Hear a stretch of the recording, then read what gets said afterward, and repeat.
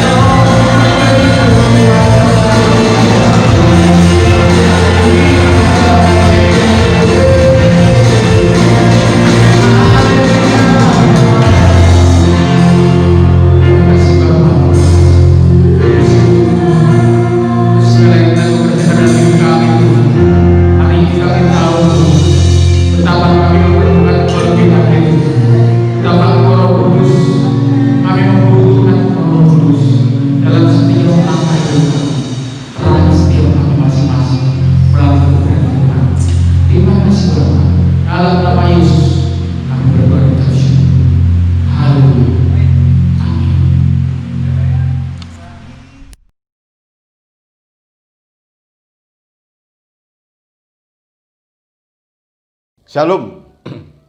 Selamat pagi Bapak, Ibu, Saudara yang terkasih di dalam Tuhan. Kembali kita boleh bersama-sama bersekutu di dalam Tuhan. Jarak yang sangat jauh tidak membuat kita semakin lemah di dalam iman percaya kepada Tuhan. Hati kita tetap berpaut kepada Tuhan, menjalin hubungan yang erat dengan Tuhan melalui kehidupan saudara masing-masing dalam doa, dalam hubungan pribadi dengan Tuhan. Sebelum kita mendengarkan firman Tuhan pada pagi hari ini, saya mengajak pada Bapak, Ibu, saudara semuanya, mari kita akan arahkan hidup kita untuk membuka hati kita akan berdoa bersama-sama.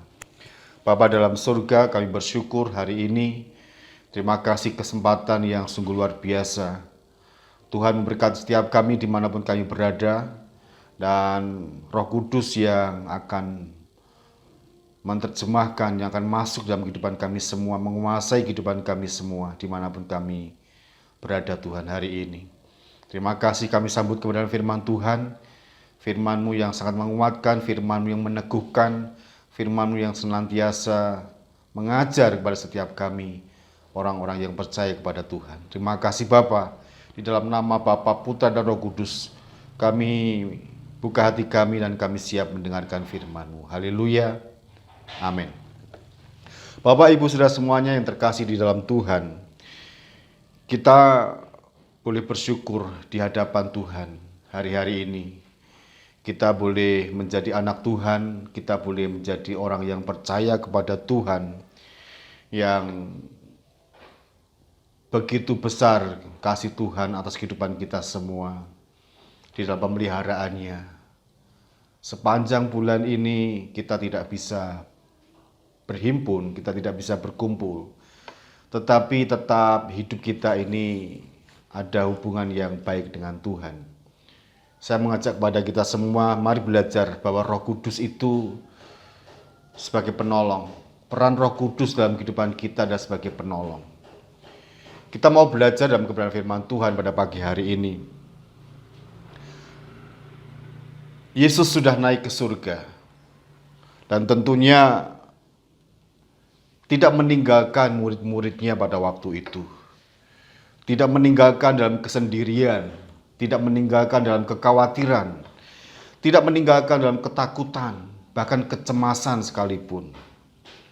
Atau hal-hal yang lain, Tuhan meninggalkan kita. Tetapi hari ini Yesus berjanji dan minta kepada Bapa di surga mengirimkan Roh Kudus kepada orang percaya, kepada murid-muridnya pada waktu itu. Kita mau belajar dalam Yohanes pasal yang ke-15. Yohanes pasal yang ke-14 ayat 15 sampai dengan yang ke-17. Yohanes pasal yang ke-14 ayat yang ke-15 sampai dengan yang ke-17. Jikalau kamu mengasihi aku, kamu akan menuruti segala perintahku. Aku akan meminta kepada Bapa, dan Ia akan memberikan kepadamu seorang penolong yang lain, supaya Ia menyertai kamu selama-lamanya, yaitu Roh kebenaran. Dunia tidak dapat menerima Dia, sebab dunia tidak melihat Dia. Tetapi kamu mengenal Dia, sebab Ia menyertai kamu dan akan diam di dalam Dia. Ayat 16 sangat jelas dikatakan demikian. Aku akan minta kepada Bapa, dan Ia akan memberikan kepadamu seorang penolong yang lain, supaya Ia bersama-sama, Ia menyertai kamu selama-lamanya. Supaya Roh Kudus menyertai kamu selama-lamanya. Inilah janji Tuhan atas kehidupan orang percaya kepada murid-muridnya. Ya, Yesus menyebut Roh Kudus sebagai penolong. Sekali lagi, Yesus menyebut Roh Kudus adalah sebagai penolong dalam kehidupan kita. Yang dalam bahasa Yunaninya parakletos. Artinya seseorang yang dipanggil mendampingi untuk menolong. Seseorang yang dipanggil untuk mendampingi, untuk menolong.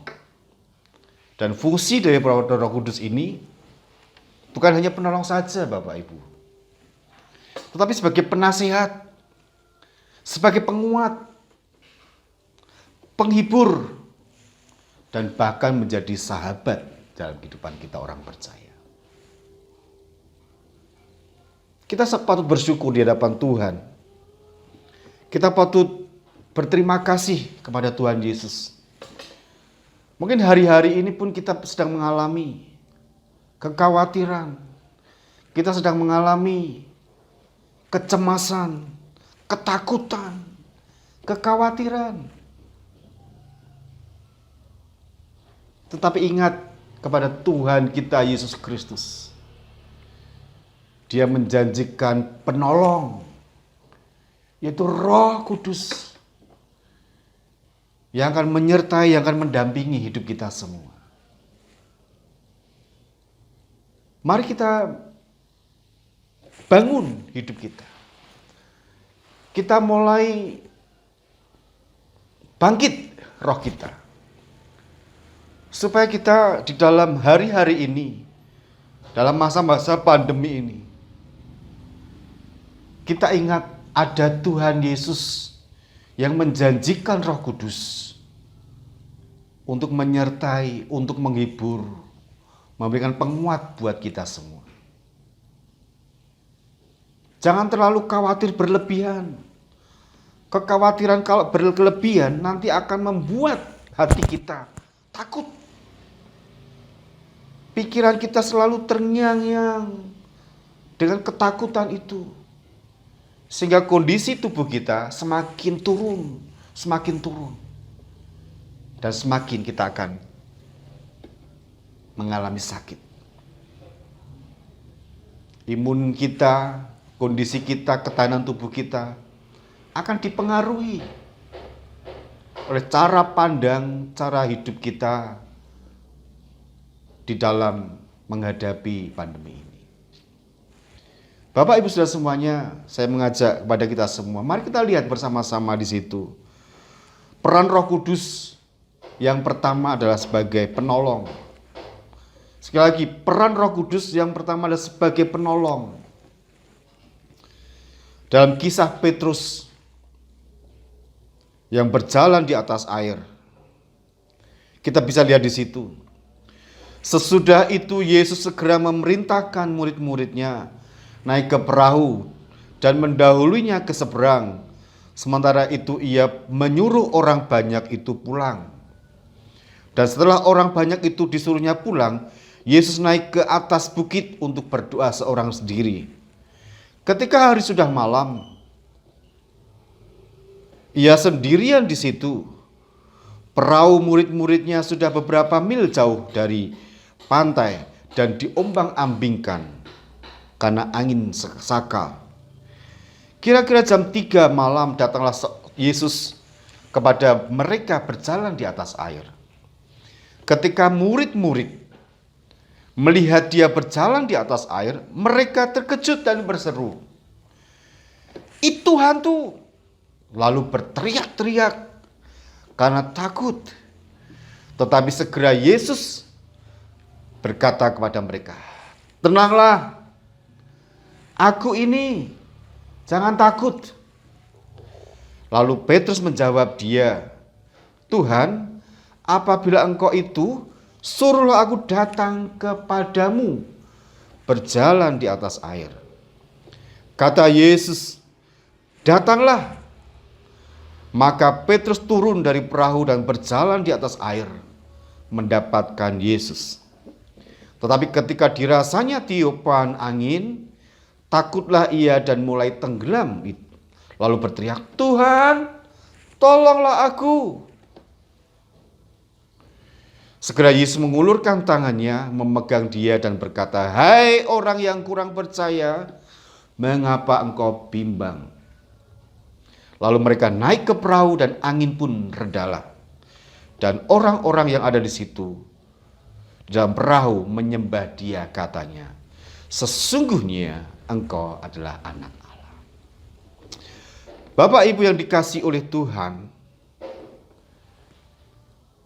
peran Roh Kudus di dalam kehidupan kita semua ada sebagai penolong.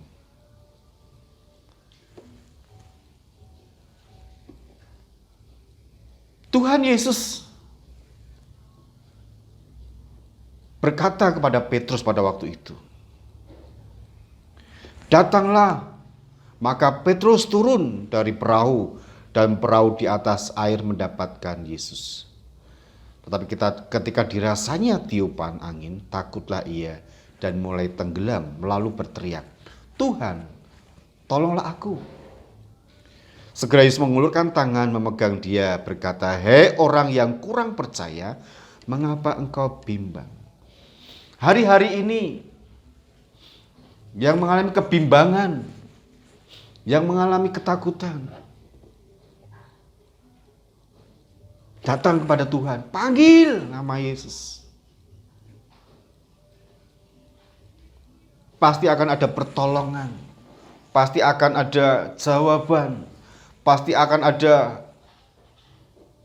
uluran tangan yang begitu penuh kasih buat kita semua.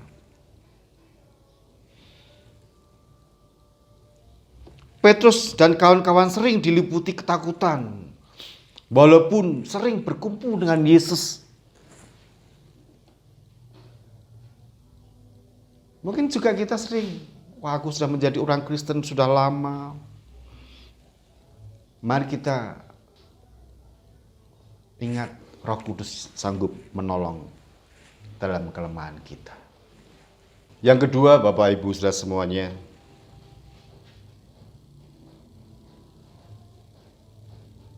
Roh Kudus, peran Roh Kudus adalah sebagai penasehat. Roh Kudus memiliki peran sebagai penasehat. Yohanes pasal yang ke-14 ayat yang ke-26. "Tetapi penghibur, yaitu Roh Kudus, yang akan diutus oleh Bapa dalam namaku, dialah yang akan mengajarkan kepada sesuatu kepadamu dan akan mengingatkan kamu akan semua yang telah kukatakan kepadamu."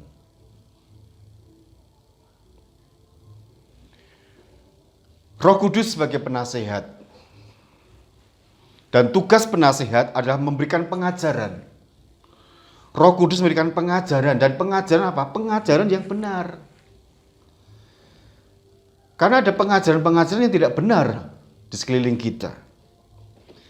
Jadi pengajaran-pengajaran yang benar adalah pengajaran yang benar, yang berdasarkan firman Tuhan, yang berdasarkan Alkitab. Karena di dalam Yohanes pasal yang ke-14 ayat yang 21, "Barang siapa memegang perintahku dan melakukannya, dialah yang mengasihi aku.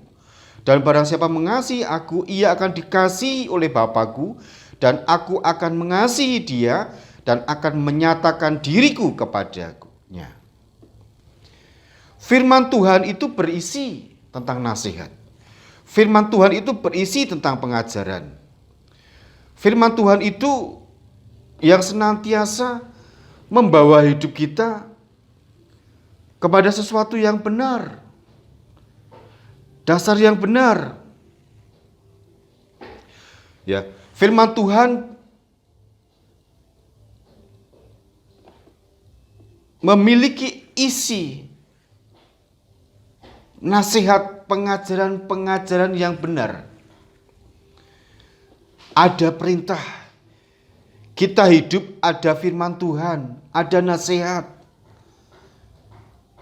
dan ajaran yang bukan didasarkan kepada ilmu pengetahuan, bukan didasarkan kepada teknologi. Karena sekarang banyak ilmu pengetahuan yang ditemukan ilmu pengetahuan yang bertentangan juga dengan firman Tuhan.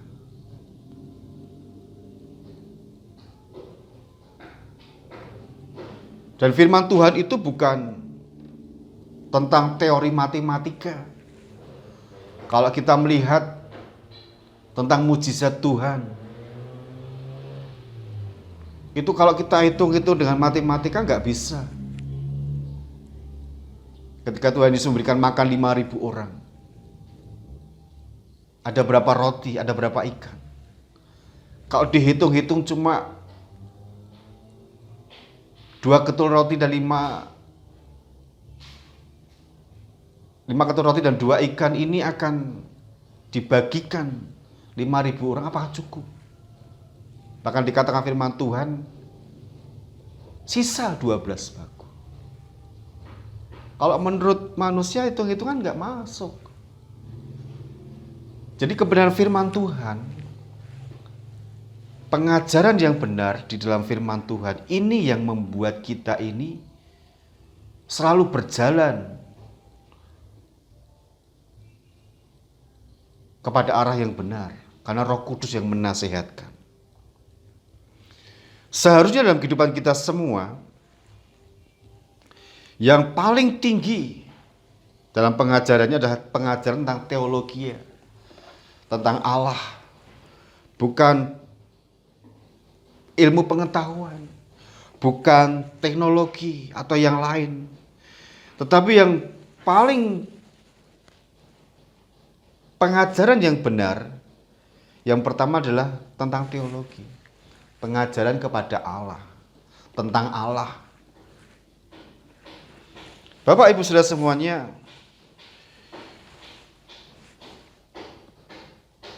mari kita memposisikan pengajaran yang benar dan nasihat Roh Kudus atas kehidupan kita semua, sehingga hidup kita ini pasti akan kita lakukan dalam tuntunan Tuhan, akan kita lakukan dalam pimpinan Tuhan. Itu saya yakin. Apabila kita terbalik pengetahuan yang paling tinggi, teknologi yang paling tinggi, maka manusia tidak akan percaya tentang mujizat Tuhan. Manusia tidak percaya lagi tentang karya Tuhan. Manusia tidak percaya lagi dengan karya Roh Kudus. Pasti. Tetapi mari kita posisikan pengenalan akan Tuhan itu di atas.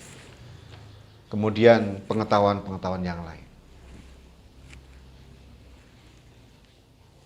Mari saya mengajak kepada Bapak Ibu Saudara semuanya semakin mengenal Tuhan. Melalui apa? Firman Tuhan, melalui Alkitab saudara baca. Kita akan melihat dan Roh Kudus akan menuntun hidup kita semua. Sehingga hidup kita ini akan mengalami perjumpaan dengan Tuhan. Tentang pengajaran-pengajaran yang benar.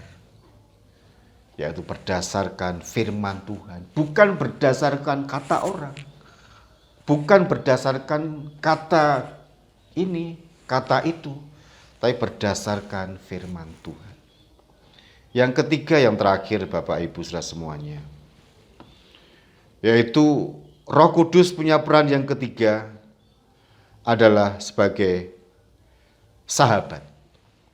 Yohanes pasal yang ke-14 ayat 17. Yaitu roh kebenaran, dunia tidak dapat menerima dia. Sebab dunia tidak melihat dia dan tidak mengenal dia. Tetapi kamu mengenal dia, sebab ia menyertai kamu dan akan diam di dalam kamu. Roh Kudus sebagai sahabat. Seorang sahabat itu tinggal bersama. Seorang sahabat itu menyertai dan diam. Roh Kudus itu menyertai dan diam.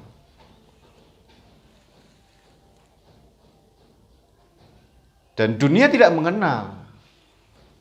Karena roh dunia itu bertolak belakang dengan Roh Kudus. Mari dalam perenungan, di dalam kegelisahan, datang kepada Roh Kudus sebagai sahabat. Oh Roh Kudus, tolong aku. Roh Kudus, jamah aku. Roh Kudus akan menjadi sahabat atas kehidupan kita semua. Karena memang dia sahabat yang menyertai dan diam. Dan dunia tidak mengenal. Sebab dunia itu bertolak belakang dengan Roh Kudus. 1 Korintus pasal yang ke-2 ayat 8 sampai dengan 12. Tidak ada dari penguasa dunia ini yang mengenalnya. Sebab kalau sekiranya mereka mengenalnya, mereka tidak menyalibkan Tuhan yang mulia. Tetapi seperti itu tertulis, ada yang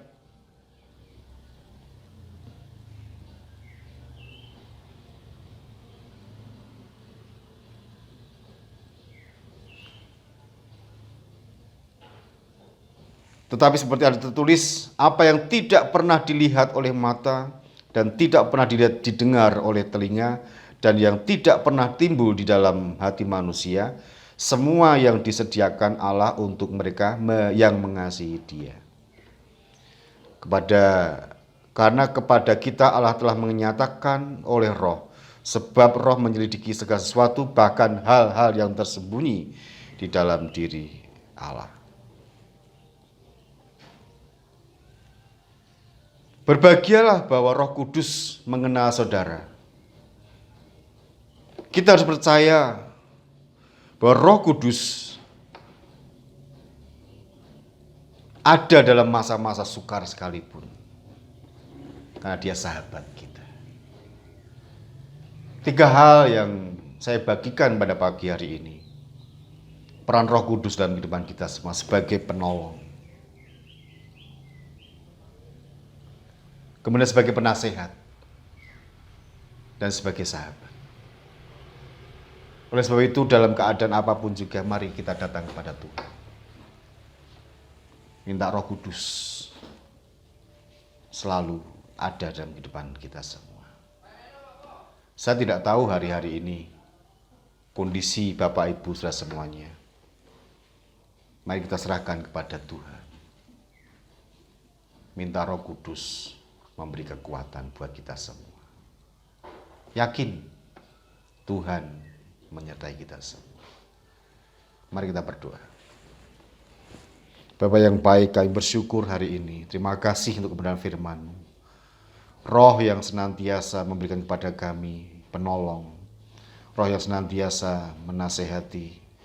Sebagai penasehat, roh yang senantiasa menjadi sahabat. Itu kami miliki di dalam nama Yesus Kristus. Kami bersyukur Engkau sangat baik dan Engkau sangat mengasihi orang percaya seperti kami hari ini.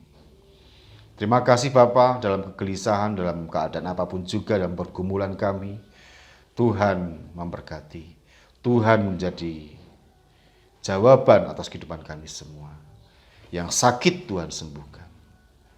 Yang mengalami kelemahan diberi kekuatan. Yang mengalami keputusasaan, Tuhan berikan kepastian di dalam nama Yesus Kristus. Engkau sumber jawaban kami. Engkau sumber pertolongan kami. Berkati dimanapun kami berada. Jemaat-jemaat Tuhan diberkati. Dalam pertanian diberkati oleh Tuhan. Dalam pekerjaan baik di kantor, bertani, berkebun diberkati oleh Tuhan. Kami sungguh bersyukur Tuhan. Di dalam nama Tuhan Yesus. Mari kita mengangkat tangan kita semua Bapak Ibu saudara semuanya. Arahkan hidupmu kepada Tuhan. Dan terimalah berkat Tuhan di dalam nama Tuhan Yesus. Diberkatilah keluargamu. Diberkatilah seisi rumahmu. Diberkatilah pekerjaanmu. Diberkatilah sawah dan ladangmu. Diberkatilah pekerjaan di kantor, diberkatilah usaha-usaha, diberkatilah kuliah dan sekolahmu, diberkatilah seluruh kehidupanmu, diberkatilah iman percayamu kepada Tuhan. Kiranya berkat Allah Bapa, Putra dan Roh Kudus menyertai kita semua, mulai hari ini sampai selama-lamanya. Di dalam nama Tuhan Yesus kami berdoa. Haleluya. Amin. Tuhan Yesus memberkati saudara semuanya.